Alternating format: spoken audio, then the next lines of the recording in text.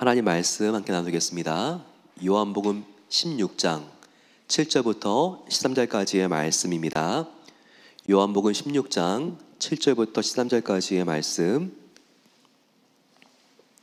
함께 저희도 한 절씩 교독하겠습니다.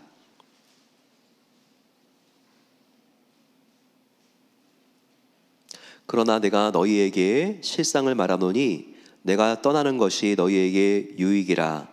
내가 떠나가지 아니하면 보혜사가 너희에게로 오시지 아니할 것이요 가면 내가 그를 너희에게 보내리니 그가 와서 죄에 대하여 의에 대하여 심판에 대하여 세상을 책망하시리라. 죄에 대하여라 함은 그들이 나를 믿지 아니함이요 의에 대하여라 함은 내가 아버지께로 가니 너희가 다시 나를 보지 못함이요 심판에 대하여라 함은 이 세상 임금이 심판을 받았음이라. 내가 아직도 너희에게 이를 것을 많으나 지금은 너희가 감당하지 못하리라. 함께 있습니다. 그러나 진리의 성령이 오시면 그가 너희를 모든 진리 가운데로 인도하시리니 그가 스스로 말하지 않고 오직 들은 것을 말하며 장래 일을 너희에게 알리시리이다. 아멘. 저희들이 부활절을 보내고 이제 함께 5월달 성령 강림절을 향해서 나아갑니다. 그동안 저희 교회 본당의 십자가에 빨간색 천이 십자가에 걸려 있었죠. 부활절은 또 우리가 주님의 부활을 생각하면서 하얀 천을 십자가에 걸었습니다. 이번 주는 이제 하얀 천도 이제 우리가 내려놓게 되고 이제 부활하신 예수님께서 승천할 그 시간을 우리가 또한 준비하면서 예수님의 승천은 또 성령 하나님께서 오신 바로 그런 절기를 기다리는 시기이기 때문에 저희들이 이제 성령님으로 우리의 마음을 가득 채우는 그런 교회력에서의 절기의 기간이 시작이 됩니다. 저희도 이제 토요 새벽 예배를 다시 신앙 고백 저희들이 사도신경으로 돌아가게 됩니다. 그래서 우리가 그동안 고난주간과 부활절을 준비하면서 잠시 사도신경을 저희들이 중단했는데 이제 사도신경을 마무리하는 그런 내용들을 저희들이 이번 주와 다음 주를 통해서 함께 살펴보게 됩니다. 복습을 하게 된다면 우리가 사도신경은 나는 믿습니다 라고 하는 고백문이 12개로 이렇게 구성이 되어 있다고 함께 배웠습니다. 그 중에서 우리가 처음은 어떻게 시작이 됩니까? 전능하사 천지를 만드신 하나님 아버지를 내가 믿사오며, 바로 성부 하나님에 대한 믿음의 고백입니다. 그 다음부터는 이제 성자 예수님에 대한 고백이 있는데, 초대교회에는 성자 예수님과 관련된 이단들이 많이 등장했기 때문에 성부 하나님과 그리고 성령 하나님보다도 성자 예수님에 대한 고백이 그 안에 굉장히 많이 있다고 우리가 함께 배웠었죠. 그래서 두 번째부터 7번째 고백, 12개 중에서 6개나 해당되는 고백이 성자 예수님에 대한 고백입니다. 이제 우리가 7개의 고백문을 이미 배웠기 때문에 8번째 저희들이 믿음을 고백하는데 8번째는 바로 성령님에 대한 고백입니다. 사도신경에 성령님에 대한 고백이 어디 있을까요? 눈으로 딱 들어오는 위치에 그리고 그 내용으로 있습니다. 보시게 되면 저리로서 산자와 죽은 자를 심판하러 오시리라. 바로 예수님의 재림에 대한 고백 바로 그 다음에 있습니다. 보게 되면 너무나 짧고 간략하게 나와 있는데 바로 성령을 믿사오며, 바로 이것입니다. 성령 하나님에 대한 고백이 사도신경을 봤을 때 직접적으로 들어오는 것은 바로 이 짧은 한 문장입니다. 성령을 믿사오며. 느낌이 어떻습니까? 좀 실망스럽지 않습니까? 성자 예수님에 대한 고백은 6개나 있는데 이거 뭐야, 성령님에 대한 고백은 믿사오며, 이게 정말 한 문장인데도 왜 이렇게 짧지? 굉장히 좀 시시하게 느껴지고 그리고 왜 이렇게 가볍지? 이런 마음이 드는 것도 사실입니다. 하지만 우리가 이것을 오해하면 안 됩니다. 성령을 믿사오면은 성령에 대한 고백이 여기서 끝나는 게 아닙니다. 그 뒤에 나와 있는 게 다 무엇입니까? 그 뒤에 나와 있는 고백을 보게 되면 성령을 믿사오며, 그 다음에요, 거룩한 공예와 성도가 서로 교통하는 것과 죄를 사하여 주는 것과 몸의 부활과 영생을 믿습니다. 그 뒤에 4개의 고백문이 더 따라옵니다. 부활과 영생에 대한 고백은 하나로 치기 때문에 4개의 고백문이 더 나와 있는데, 이 4개의 고백문이 모두 다 성령을 믿사오며에 걸립니다. 성령을 믿는데 뭘 믿는가? 성령을 믿는데 무엇을 믿는가? 성령을 믿는 것에 대한 믿음의 내용들이 4가지라는 거예요. 성령을 믿는다면 우리가 거룩한 공예를 믿는 것이고, 성령을 믿는다면 성도가 교통하는 것을 믿는 것이고, 성령을 믿는다면 죄를 사하여 주시는 것을 믿는 것이고, 성령을 믿는다면 우리가 몸의 부활과 영생을 믿는다는 것입니다. 그래서 성령을 믿사오며 성령님에 대한 고백은 짧은 게 아니라 그 뒤에 사도신경의 모든 마지막까지를 마무리해주는, 성령을 믿사오면은 정말 중요한 고백인 것을 우리가 알 수 있습니다. 성령을 믿는 게 없으면 D가 다 없는 겁니다.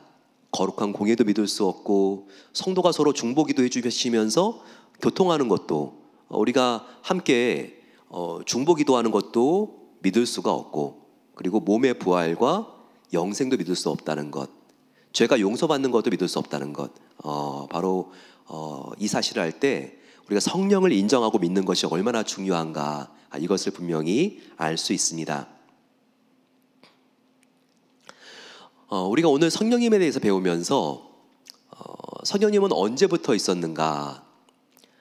예수님이 부활 승천하시고 마가의 다락방에서 120명의 제자들이 간절히 기도했을 때 불의 혀같이 성령님이 임했을 때 그때부터 있었던 것 같죠. 근데 성령님은요, 삼위일체 하나님 그 자체가 하나님이시기 때문에 성령 하나님은요 없었던 때가 없었습니다. 태초부터가 아니라 태초 전부터, 그리고 새하늘과 새 땅이 있는 이 세상의 마지막 그 이후의 영원까지도 있을 분, 바로 영원한 하나님과 똑같은 분이 성령님이시라는 거죠. 따라서 성령 하나님은 태초 전부터, 그리고 이 세상 끝 마지막 영원까지 있는 하나님이십니다. 창세기 1장 26절부터 보게 되면요, 이미 우리가 사도행전에서 성령님이 등장하는 게 아니라 성령님이 이미 창세기 1장부터 있었다는 것을 우리가 알게 되죠. 창세기 1장 26절 보시게 되면 하나님이 천지를 창조하실 때 삼위 하나님이 함께 모여서 대화로 의논하면서 이 세상을 창조하죠. 하나님이 이르시되 우리의 형상을 따라 우리의 모양대로 우리가 사람을 만들어 땅의 모든 것을 그 사람으로 하여금 다스리게 하자라고 말합니다. 많은 기독교를 비판하는 사람들이 보라고, 기독교가 이게 유일신교가 아니라고, 이 다신교라고, 처음부터 하나님이 우리라고 말하지 않냐고, 다신들이 여기 있는 거라고, 그게 기독교를 오해한 거죠. 기독교는 한 분 하나님을 믿는데 그 한 분 하나님은 세 분이시고 또 세 분이 한 분이신 게 바로 이것이 정말 신비 중에 신비죠. 삼위일체 이 하나님을 어떻게든 그냥 공식처럼 증명해 보려고 하다가 이단들이 그렇게 다 생기는 거 아닙니까? 이해가 되지 않는 것은 믿음으로 우리가 수납하고 믿는 것이죠. 분명히 여기 보게 되면 우리의 하나님의 특성은 아주 신비합니다. 한 분인데 한 분이 세 분이고 또 세 분이 한 분이라는 거죠. 그래서 태초부터 우리 인간을 하나님께서 만드시고 그리고 이 세상을 다스리게 하는 사명을 주실 때 우리가 하나님이 성자 예수님과 성령 하나님과 그때 함께 계셔서 의논하면서 우리 인간을 만들었다는 것을 알 수 있습니다. 성령 하나님은요 창세기부터 이미 나와 있어요. 또한 2장을 보시게 되면 성령님이 또 한 번 나오죠. 2장 7절에 인간을 만드실 때 여호와 하나님이 땅의 흙으로 사람을 지으시고 생기를 그 코에 불어넣으시니 여기 성령이 나옵니다. 생기라고 하는 이 단어, 생기라고 하는 단어는 히브리어로 루하흐라고 하지만 발음도 그냥 루하흐 할 때 안에서 이렇게 호흡이 나가죠. 근데 헬라어로는 푸뉴마라고 하는 말로 이렇게 번역을 합니다. 그런데 다 이게 성령님을 지칭하는 단어들입니다. 즉 하나님께서 지능으로 인간을 빚으신 다음에 그 코에다가 르하으, 바로 성령님을 집어넣었다는 거죠. 그러면서 인간이 생명을 얻고 이제 인간이 움직이고 인간의 생명이 시작이 되었다는 겁니다. 즉 우리가 마가의 다락방에 성령님이 처음 등장하는 것이 아니라 창세기 1장과 2장에서도 이미 성령님이 등장하고 있는 것을 알 수 있죠. 하지만 우리가 생각해야 될 건 뭐냐면요, 구약의 성령님은 임재하는 방식이 신약의 성령님하고는 많이 다릅니다. 어떻게 다를까요? 구약의 성령님은요, 간헐적으로 이 세상에 이렇게 활동을 하십니다. 신약 시대 저와 여러분들은 믿을 때 성령님이 들어오셔서 우리 안에 영원히 거하시죠. 간헐적, 띄엄띄엄이 아닙니다. 영원히 변함없이 우리 안에 거하십니다. 근데 구약에는요 그러지 않았어요. 이 세상에도, 그리고 구약 시대 때 성도들에게도 임하시는 성령님은요, 한번 들어왔다가 활동을 마치시면 다시 이렇게 어떻게 보면 퇴장하시고 이와 같은 모습들을 보여줍니다. 그래서 우리가 오늘 창세기 1장, 2장에도 나오지만 구약 시대 때 그 세상과 사회, 그리고 구약 시대 인물들에게는 어떻게 임합니까? 중요한 순간들마다 임하시는데요, 성막을 만들 때 그때 하나님의 계시를 가지고 휘장은 어떻게 만들고 그 규빗은 어떻게 짜고 그럴 때 하나님께서 성막을 만드는 그 장인들에게 임하셔서 지혜로 가르쳐 주시는 것을 알 수 있습니다. 또한 중요한 사람이 임직할 때, 사울 왕도요, 그 행위가 볼품이 없고 하나님을 배신할 때도 있었지만 그가 성령 하나님께 충만하게 되어서 예언을 하는 사울 왕의 장면이 나와 있습니다. 이렇게 중요한 순간, 그리고 중요한 인물들의 어떤 순간에 이렇게 성령님이 활동을 하고 이렇게 활동을 마치면 떠나가시고, 이런 게 구약의 모습입니다. 또 다윗이 시편을 지을 때 51편 보게 되면 성신을 이렇게, 성령 하나님을 그가 노래하면서 내가 죄를 지었는데 떠나가지 마시고, 그리고 삼손에게 하나님께서 또 강력하게 성령이 임할 수 있는 그런 시점을 주셔서 그에게 마지막으로 사명을 감당할 수 있는 그런 능력을 주시고, 이렇게 중간중간에 성령님이 이렇게 활동을 하시고 활동을 마치시면 이렇게 그 현장과 사람에게서 나가는 모습을 보여줍니다. 하지만 성령 하나님을 보게 되면요, 이제 본격적으로 활동을 하는 것은 예수님이 부활 승천하신 다음에 마가의 다락방에 이제 불 같은 성령으로 강림하신 다음이죠.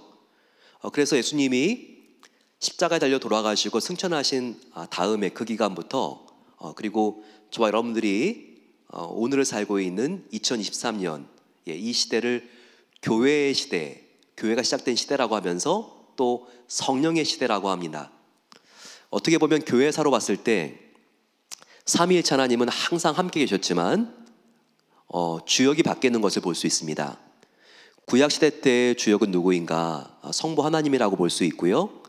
그리고 복음서, 그 시간 예수님이 마리아에게서 태어나시고 이 땅을 30년 정도 사신 다음에 복음서에 나와 있는 공생의 3년의 기간, 그때의 주역은 누구입니까? 삼위 하나님 중에서 요 약 33년의 주역은 예수님이라고 할 수 있습니다.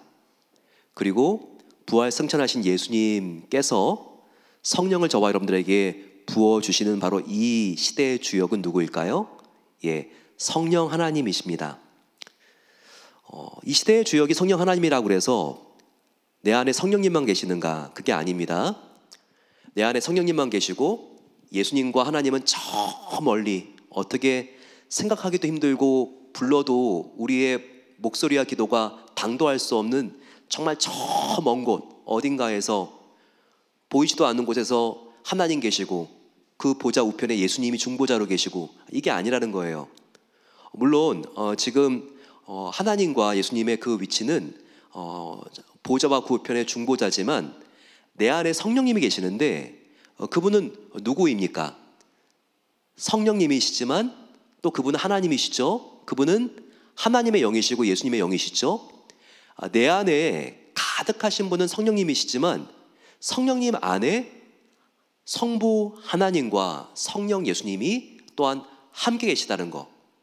예수님과 하나님은 보좌 우편에 보좌에 앉아 계시지만 성령님과 함께 또 내 안에도 계시다는 것, 동시에 내 안에도 계시다는 것, 이게 정말 놀라운 신비 중에 신비인 것입니다. 특별히 우리가 예수님께서 이 땅에 계시다가 승천하셨을 때 성령님을 이 땅에 오게 해줄 테니까 너희가 함께 모여서 기도하라. 이와 같은 말씀을 하셨을 때 그때를 한번 우리가 주목해 볼 필요가 있습니다. 우리가 지난 주일이 부활절이었죠. 부활하신 예수님 이 땅에 몇 년을 더 살았나요? 몇 년이 아니죠. 예수님께서는요 이 땅에 40일 정도를 부활하신 다음에 더 있다가 가셨죠. 40일 동안 정말 실망한 제자들, 절망한 제자들을 만나서 예수님이 부활하셨다는 것을 직접 알려주셨죠. 그리고 예수님께서 그 제자들에게 참 중요한 것은 너희들이 성령을 받으라 이 말씀하셨습니다.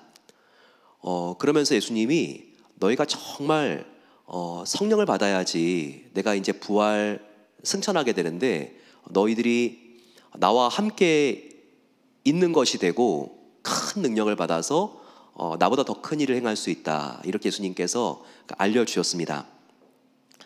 그래서 예수님의 제자들은 간절히 예수님의 이 말씀을 믿고 예수님이 감람산에서 승천하신 다음에도요 그들이 해체가 되지 않고 함께 모여서 예수님께서 분부한 대로 성령님 오시옵소서 그들이 간절히 기도합니다. 아직까지 성령님을 체험하지도 못했고 경험하지도 못했지만 예수님의 그 말씀을 따라서 그들은 예수님이 승천하신 다음에 그들은 해산하지 않고 그 당시에 가장 큰 집이 있었던 마가의 집 다락방에 함께 모여서 다락방이 아닙니다. 거실같이 굉장히 큰 그런 공간이 있는데요. 지금도 이스라엘 가게 되면 마가의 다락방이 있어요. 지금도 보존되어 있는데 지금 저희들이 여기 모여 있는 은혜 채플 정도 되는 이런 규모입니다. 여기서 그들이 간절히 열흘 동안 해체되지 않고 예수님의 승천 이후에 함께 모여서 그들이 간절히 성령 하나님을 간구하면서 기도했습니다. 그랬을 때 열흘이 지났을 때 예수님이 승천하신 다음에는 부활하신 다음에 40일이니까 열흘 지나면 50일이 되는 날인데 바로 그 오순절에 성령 하나님께서 임하는 거죠. 120명의 제자들 그들에게 그냥 한 성령님이 내리는 게 아니라 같은 한 성령이지만 한 사람 한 사람의 그 머리에 정말 불같은 혀같이 임하여 주셔서 120명의 제자들 가운데 다 이 성령이 임하는 거죠. 그러면서 그들이 방언하고 놀라운 은사를 받고 이 성령 체험을 정말 인류 최초로 그들이 함께 모여서 집단적으로 하게 된 것입니다. 바로 이와 같은 성령, 이 성령은 어디서 온 것일까요? 우리가 오늘 찬양했듯이 하늘의 문을 여소서, 하늘에서 온 거죠. 하늘에서 누가 내려주신 걸까요?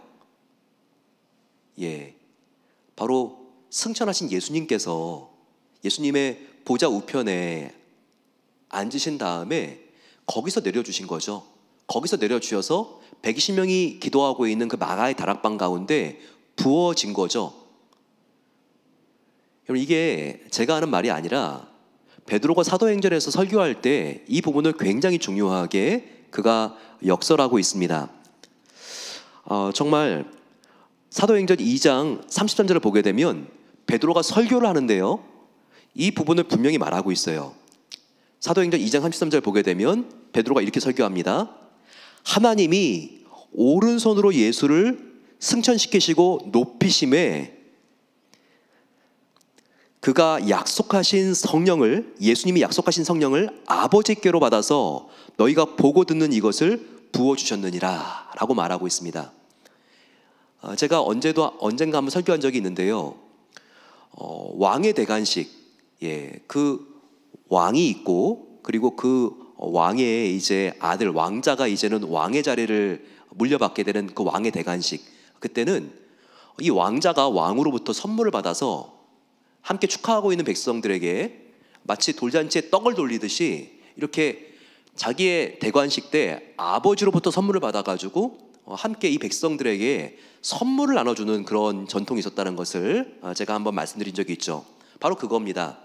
예수님이 부활하신 다음에, 그리고 이제 승천하신 다음에 아버지 하나님의 보좌 우편에 이제 또 대관식 왕으로서 임명을 받은 다음에 선물을 지상에 있는 성도들에게 주었다는 거예요. 여기 보게 되면 그 약속하신 성령을 아버지께로 받아서 너희들에게 부어주셨느니라. 바로 이거죠. 그 선물이 무엇입니까? 성령님이라는 거예요. 바로 이 성령님이 우리에게 왔다는 것은 무엇인가? 다른 말로는요, 이제 예수님께서 왕이 되셨구나, 대관식이 있었구나, 그리고 하나님의 보좌 우편에 이제 우리를 돕는 중보자로 앉으셨구나, 이것을 우리에게 성령이 임한 것은 또한 이것을 증명해 준다는 거예요. 그래서 이와 같은 놀라운 일 속에서 저와 여러분들이 함께 성령을 받은 것입니다. 그때는 모여있는 성도들이 함께 기도했을 때 성령이 내려오셔서 받은 거죠. 근데 저와 여러분들은 그때 그 현장에 있어서 성령 받은 게 아니잖아요. 어떻게 저와 여러분들은 성령 받아서 지금 이 현장에 있습니까? 누군가가 복음을 전해줬을 때, 그 복음을 믿었을 때 성령 하나님께서 우리 안에 들어오신 거죠. 저와 여러분들은 막아야 될 악방이 아니라 저와 여러분들은 예수를 믿었을 때 바로 그때 성령님이 우리 안에 들어오신 것이죠. 바로 이것은 근데 예수님께서 하나님으로부터 받아서 우리에게 넣어주신, 선물로 주신 성령이라는 것을 우리가 알아야 됩니다. 성령님은 언제 그냥 뚝 위에서 떨어진 게 아니에요. 예수님이 공생의 기간 참 많은 성경 공부와 제자 훈련을 시키셨는데 그때마다 예수님의 굉장히 중요한 주제가 성령님이었어요. 특별히 예수님이 이제 십자가에 달려 돌아가시기 그 직전에, 이때 모든 예수님의 강의는 성령론이었습니다. 성령님이 누구신가? 그때 제자들은 도대체 무슨 말인지 몰랐지만 예수님은 계속해서 내가 곧 십자가에 달려 죽고 부활하는데 그 다음에는 너희가 고아와 같이 외롭게 혼자 있는 게 아니야. 나의 영 성령의 시대가 시작이 되기 때문에 이 성령을 의지해야지만 너희가 정말 힘을 얻고 능력을 얻을 수 있다. 계속 이 강의를 하셨어요. 요한복음을 보더라도 여러분 14, 15, 16장 이 세 장이나 되는 가장 장도 길어요. 다 예수님의 성령론 강의 아닙니까? 예수님의 제자들에게 14장 너희들 보혜사라는 얘기 들어봤냐? 보혜사 성령이 온다. 그 다음 15장 성령님이 있으면 함께 연합하는데 마치 포도나무 가지가 포도나무에 붙은 것과 같아. 포도나무에 대한 비유. 그리고 16장 성령님이 왔을 때 앞으로 놀라운 어떤 변화가 생기는가, 이런 것들을 계속 강의하셨죠. 그 중에 중요한 게 무엇입니까? 14장 26절 보게 되면요, 16절과 더불어 성령님이 보혜사라는 말이 처음 나와요. 우리는 뭐 보혜사 성령님 그러는데 예수님이 이 보혜사가 성령이다라는 거를 처음 우리에게 가르쳐 줬고요.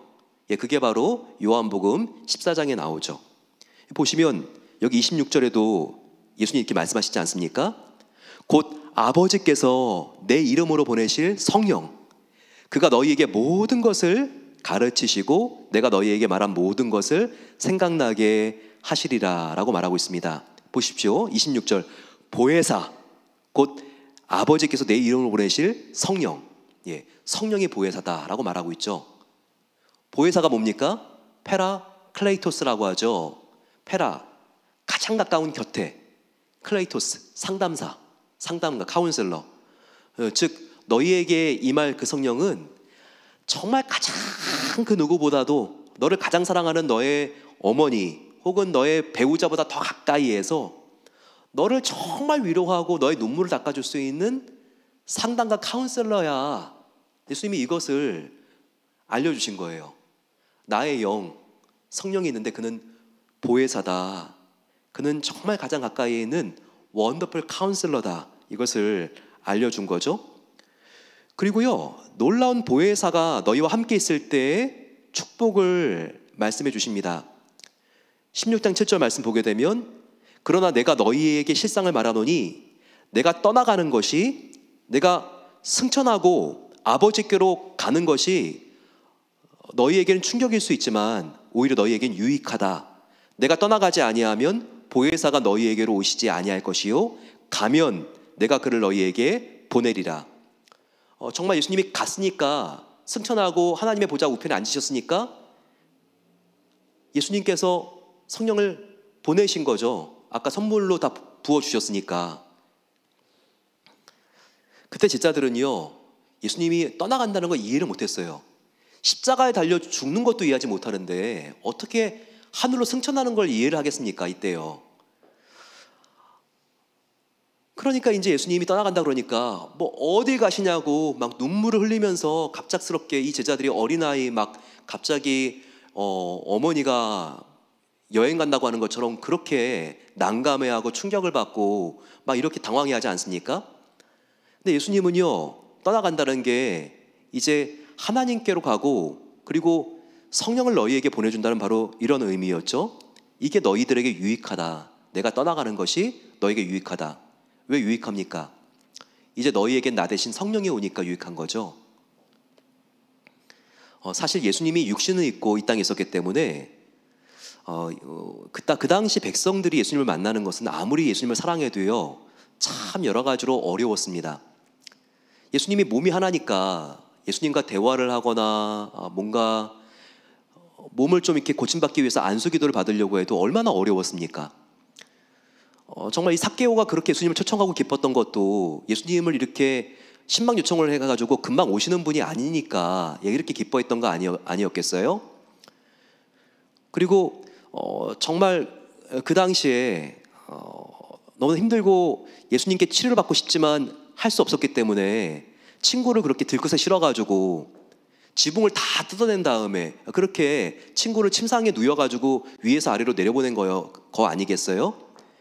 이렇게 예수님은요, 예수님이 하나님이었지만 또한 인간이었기 때문에 시공간에 그 당시는 갇혀 있었기 때문에 예수님 한 분을 만나고 그분과 인격적인 대화를 하는 것은요, 그렇게 힘들고 어려웠다는 거예요. 그런데 예수님의 꿈은요, 그 당시에 그냥 갈릴리 사람들 몇 명이 아니었습니다. 미래를 다 보시고 있는 예수님은요, 지금과 같이 정말 20억이 넘는 크리스찬들, 이런 하나님의 백성들이 그렇게 많아지는 이 세상도 이미 예수님은 보고 있었다는 거죠. 그런데 그 예수님이 이 땅에 십자가에 죽으시고 그리고 부활하신 다음에 영원히 산들 그 한 분의 예수님을 우리가 어떻게 인격적으로 만나 교제하겠습니까? 예수님이 떠나가시고 성령님이 예수님의 영으로 이곳에 오시지 아니하시면요, 우리가 인격적으로 예수님을 만나는 것은 불가능해요. 한 명 한 명의 그 예수님이 한 분이시지만 저와 여러분들 가운데 성령의 힘으로 들어와 계시기 때문에 우리는 정말 개별적인 교제가 그분과 가능하고 그분과 만나고 싶으면 언제든지 기도하면서 만날 수 있고, 예수님이 떠나갔기 때문에 성령님이 오셔서 저와 여러분들이 얼마나 유익입니까? 그 당시 제자들은 이게 유익이 아닌 줄 알았지만 예수님이 떠나가는 것이 저와 여러분들에게는요, 성령이 오시니까 이게 이렇게 큰 유익이구나, 예수님의 말씀이 다 사실이고 성취되었다는 것을 알 수 있죠. 또한 예수님은요, 굉장히 중요한 예언을 하십니다. 바로 그것은 무엇입니까? 요한복음 14장 12절 말씀에 내가 진실로 진실로 너희에게 이르노니 나를 믿는 자는 내가 하는 일을 그도 할 것이요 그보다 큰 일을 하리니 이는 내가 아버지께로 감이니라. 내가 떠나면 너희들에게 굉장히 유익인데 그 유익이 뭔 줄 아니? 바로 그것은 뭐냐면 나 예수보다 너희가 성령을 받으면 나보다 더 큰 일을 할 거야. 이렇게 예수님께서 그 유익을 설명해 주세요. 근데 여러분, 이게 이해가 가세요? 그래도 이것은 과장이지, 어떻게 우리가 성령이 오신다고 한들 예수님보다 더 큰 일을 할 수 있을까? 이건 잘 이해가 안 되시죠? 하지만 이 말씀도 사실입니다. 성령을 받으면요, 예수님의 지상사역보다 더 큰 일을 할 수가 있어요. 어떻게 이것이 가능합니까? 베드로를 보세요. 성령을 받기 전에는 예수님을 3번이나 부인했죠. 그리고 계속해서 죄의식과 수치감 속에 살았죠. 하지만 성령을 받으니까 어떻게 됩니까? 그가 더 이상 죄의식에 시달리지 않고 그가 성령을 받고 마가의 다락방에서 거리로 나갑니다. 그 다음에 사도행전 2장과 같이 이렇게 나약하고 비겁했던 그 베드로, 며칠 전까지도 숨어 살았던 그 베드로가 성령을 받고 나니까 하나님의 말씀을 증거하죠. 그랬더니 어떤 일이 있었습니까? 3,000명이 회심하고 5,000명이 회심하고 한순간에 예루살렘 교회 성도가 10,000명이 넘어섭니다. 이것은요, 예수님도 지상사역 가운데 못하셨던 일이에요. 사도 바울을 보세요. 그가 어떤 사람이 됩니까? 성령을 받고 나니까요. 사도 바울을 보세요. 예수님보다 큰 일을 합니다. 예수님은요, 아무리 열심히 사역해도 3년 동안 이 이스라엘 땅, 팔레스타인 그 바운더리를 넘지 못했어요. 복음을 전하러 간 곳이. 하지만 사도 바울이 자기의 뜻이 아니라 성령님의 그 뜻대로 복음을 전하니까 그가 어디까지 복음을 전합니까? 이스라엘, 안디옥, 시리아, 터키를 넘어서 이탈리아, 그리고 이베리아 반도, 스페인까지 복음을 전합니다. 이것은 예수님도 못한 예수님보다 큰 일이에요. 성령님을 온전히 의지했을 때 놀라운, 예수님보다 더 큰 일을 하는 놀라운 역사들이 바로 예수님과 함께 살았던 그 제자들의 삶 가운데에도 일어나는 것을 우리가 볼 수 있다는 거예요. 여러분, 그렇습니다. 우리가 성령님을 하나님으로 존중해드리는 만큼, 성령님과 친밀하게 교제하는 만큼 그와 같은 놀라운 능력은 이 시대에도 일어날 수 있는 거예요. 복음서와 사도행전에 갇혀있는 그런 성령님의 놀라운 은혜가 아닙니다. 이 시대에도요, 성령 하나님을 왕으로, 그리고 그분이 나를 통해서 일할 수 있는 그런 일들에 우리의 삶을 드리고 맡길 때 그 성령님의 놀라운 역사는 지금도 일어나는 것입니다. 많은 경우에 초대교회 이후에 성령님의 기적이, 기사가 다 없어진 이유는 무엇일까요? 그것은 역사적인 이유가 있습니다. 교회서적인 기록을 보게 되면 특별히 성령님의 역사가 사라지기 시작하고 딱 실종된 게 AD 313년 이후인 것을 볼 수 있어요. 이날은 어떤 날입니까? 바로 로마의 국교가 기독교가 된 날입니다.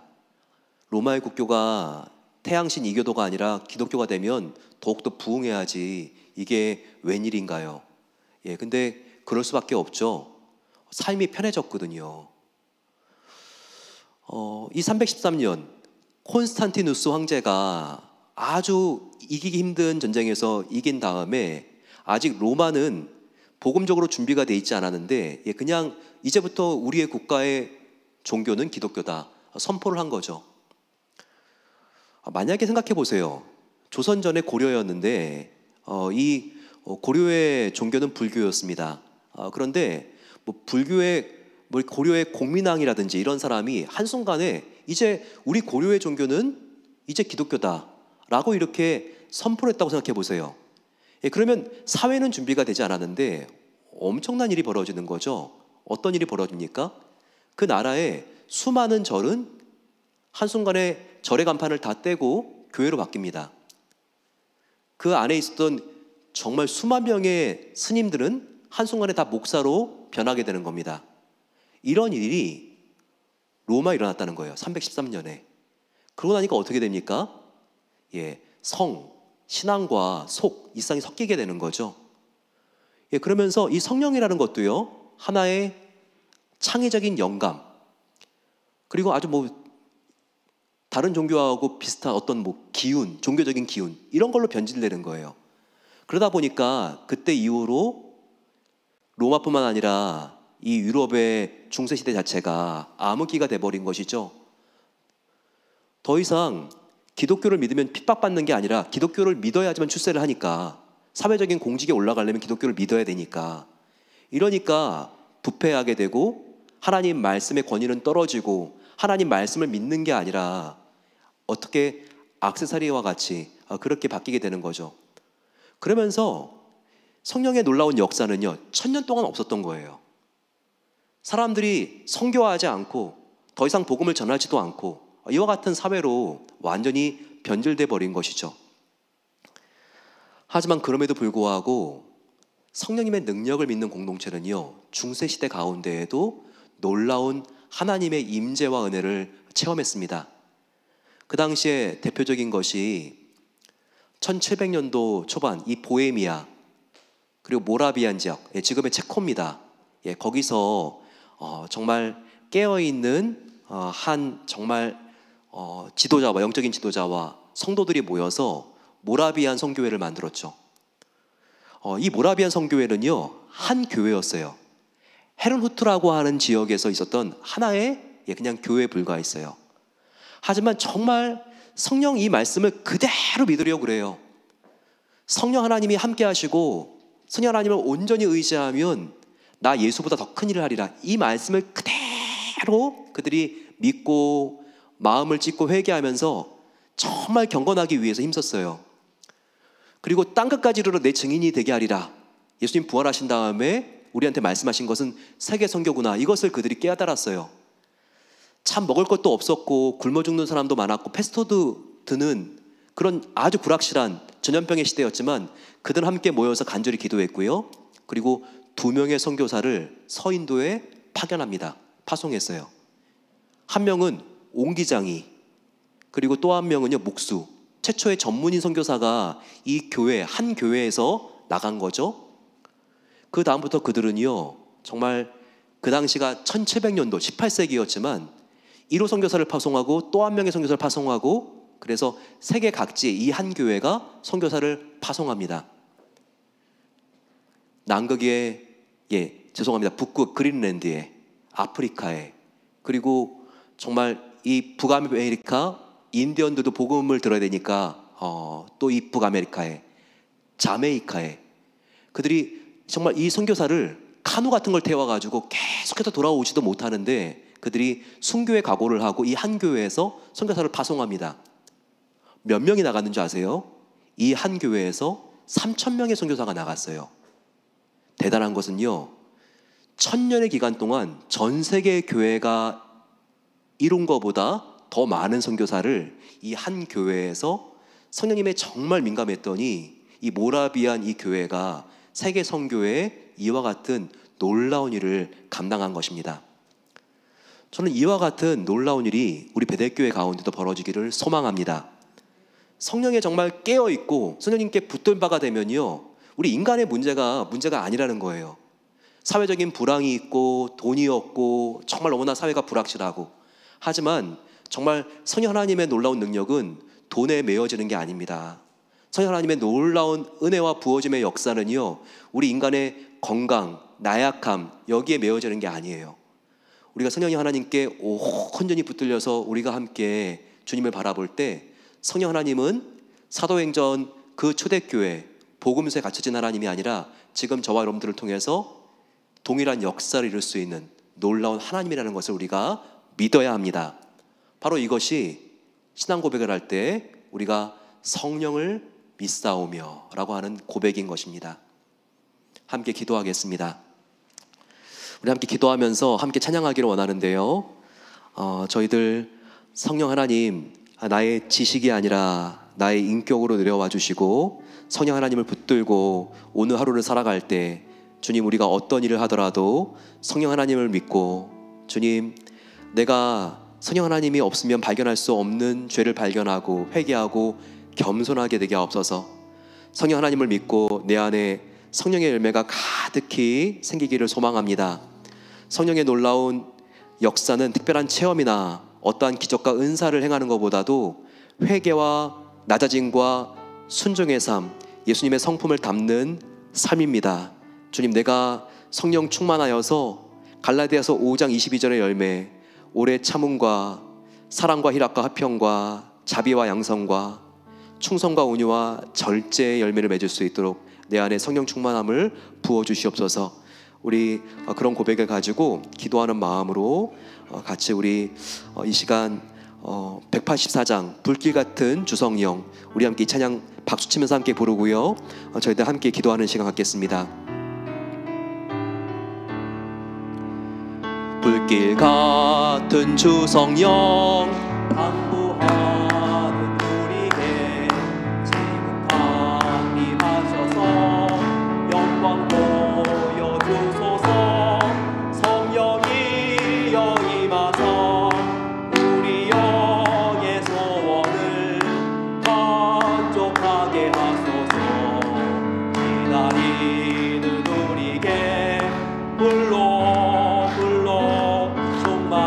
충만하게 하소서.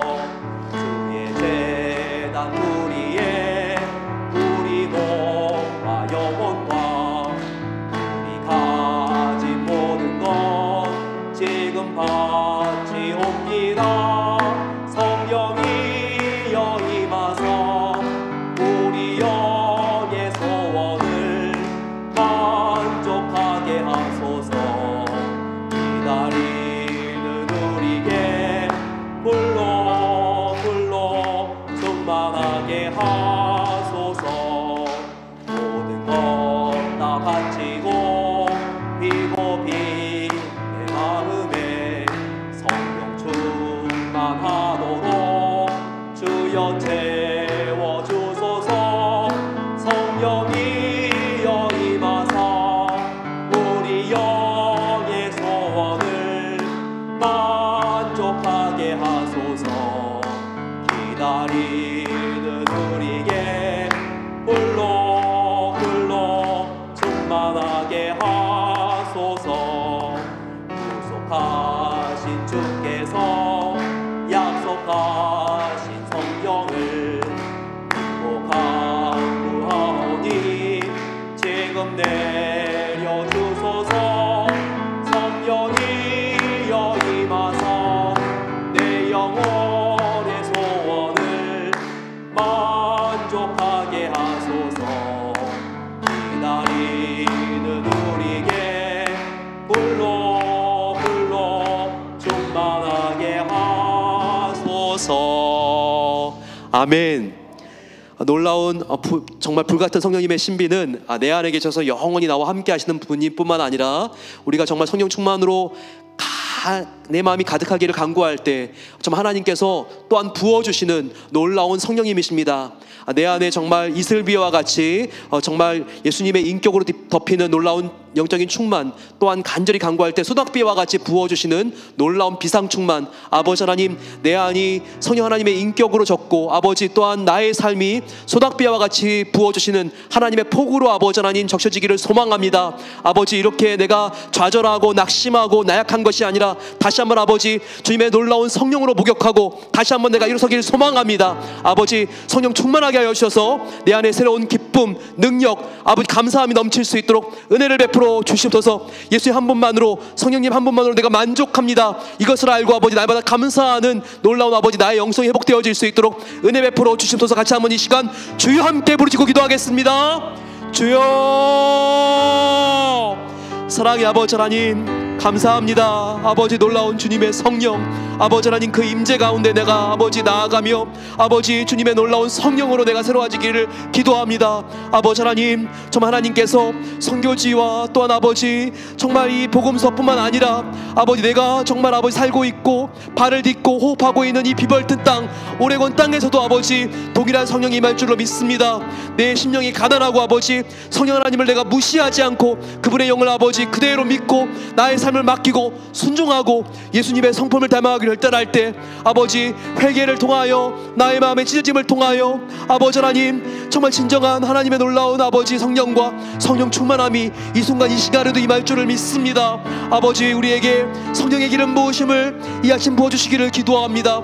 아버지, 우리가 주님의 성품으로 물들어가고 아버지 우리의 죄를 회개하고 아버지 정말 그러면서 방언이 터지고 아버지 우리 가운데 아버지 미래에 대한 두려움이 아니라 정말 감사함과 하나님께서 이루어주실 아버지 미래에 대한 소망과 비전으로 가득하고 아버지 이와 같은 놀라운 아버지 마음속에 있는 불같은 성령으로 인한 뜨거움이 회복되어질 수 있도록 은혜 베풀어 주시기를 기도합니다. 아버지 더 이상 저희들이 뜨뜻미지근한 신앙을 아버지 우리가 정말 유지하지 않도록 도와주시고 아버지 불같은 성령으로 내 마음속에 아버지 주님을 향한 견딜 수 없는 뜨거움과 사랑의 열정이 가득할 수 있도록 도와주시기를 기도합니다. 아버지, 내가 나의 힘으로 정말 피오르게 할 수 없는 불길입니다. 아버지, 부어주셔야지만 하나님이 점화시켜 주셔야지만 성령의 기름이 부어져야지만 활활 타오를 수 있는 그 같은 아버지 정말 하나님의 은혜인 것을 믿사오니 이런 놀라운 충만함으로 비상 충만함으로 아버지 우리를 정말 뜨겁게 하여 주시고 아버지 신비적인 체험뿐만 아니라 말씀 위에 아버지 우리가 더욱더 견고히 있어서 아버지 우리의 정말 머리는 말씀으로 차갑고 분별력이 있으며 우리의 가슴은 불같은 성경으로 견딜 수 없는 놀라운 은혜를 아버지 부어주시기를 기도합니다. 하나님의 아버지, 정말 부어주시는 그 사랑 가운데 우리가 헤엄치게 하여 주시고, 날마다 아버지 나 힘으로 간당간당 살아가는 것이 아니라 아버지 부어주시는 그 불같은 성령, 아버지 하나님, 바다보다 더 깊고 아버지 하나님의 은혜가 아버지 우리 가운데 흘러넘쳐서 날마다 우리가 수영하며 아버지 하나님을 누리며 감사하며 기쁨 가운데, 담대한 가운데 염려 걱정하지 말고 아버지 정말 주 안에 있으면 내가 아버지 만족합니다. 그 마음을 가지고 미래를 책임져 주시고 아버지 이 세상 죽기까지 함께하여 주실 뿐만 아니라 그 이후로도 아버지 영원히 천국에서 아버지 우리와 함께 계실 그 주님을 우리가 누리고 감사하며 살아갈 수 있도록 도와주시기를 기도합니다. 아버지 감사합니다. 주님, 하나님의 영으로 우리를 채워주시옵소서. 사랑의 아버지 하나님, 우리를 실망시키고 있었다가도 없어지는 주님, 이 세상의 돈과 지혜의 아버지 우리가 마음을 쏟지 않도록 도와주시고, 영원한 나를 사랑하시는 성령 하나님께 우리의 몸과 마음을 드리기를 소망합니다. 아버지, 정말 예수님께서 우리의 죄를 위해서 십자가에 대속해 주시고 부활하셨는데, 우리를 사랑하셔서 그것으로 끝난 것이 아니라 가장 사랑하는 연인에게 주는 선물인 성령을 우리에게 주셨는데, 아버지 우리가 정말 이 세상 어디에서 우리의 만족을 찾겠습니까? 이 세상 아버지 누구를 부러워하고 무엇을 부러워하겠습니까? 이 성령 하나님을 정말 높이고 존중해드리고 예배하는 것이 이 세상 가운데 가장 부유한 삶이고 만족스러운 삶이오니, 날마다 아버지 나의 영혼 가운데 하나님을 향한 예배가 식거나 꺼지지 않도록 하나님 예배의 불을 충만하게 하나님께서 붙여주시옵소서. 오 주님, 성령 하나님의 손을 내가 꼭 붙잡습니다. 혹시 아버지 우리가 놓는다 할지라도 우리를 놓지 아니하시는 전능하신 성령 하나님이 계시기에 우리 가운데 영혼의 안전함이 있습니다. 날마다 아버지 그 성령님을 누리며 아버지 오늘도 기도할 때 성령 하나님으로 충만케 되는 놀라운 은혜를 베풀어 주시옵소서. 이제는 우리를 사랑하셔서 우리를 홀로 두지 아니하시고 우리의 진정한 중보자가 되어 주셔서 하늘 보좌에 앉으시고 우리에게 성령님을 선물로 주신 예수 그리스도의 은혜와 또한 성자 예수님과 성령 하나님과 함께 이 세상을 창조하시고 지금까지도 우리를 섭리하시고 보호하고 계시는 하나님 아버지의 만극하신 은혜와 간절히 갈망하며 충만하게 되기를 간구하는 자에게 당신의 영을 부어주시는 성령 하나님의 성실하심과 우리의 마음을 깊이 위로하시는 세심하시는 놀라운 사랑이 이제 주님, 내가 성령 하나님을 더욱더 마음속 깊이 자각하고 그분을 우리가 아버지 하나님 교제하는데 우리가 둔감하여서 홀로 내버려두는 것이 아니라 나의 마음에 나의 가장 사랑하는 나의 연인 그리고 또한 나의 주인으로 모시고 내가 성령 하나님을 따르는 삶을 살기를 소망합니다. 이렇게 고백할 때 하나님의 성령으로 충만하게 채워주심을 믿으며 나아가는 모든 복된 성도들 위해 이제로부터 영원까지 함께 하시기를 축원하옵나이다. 아멘.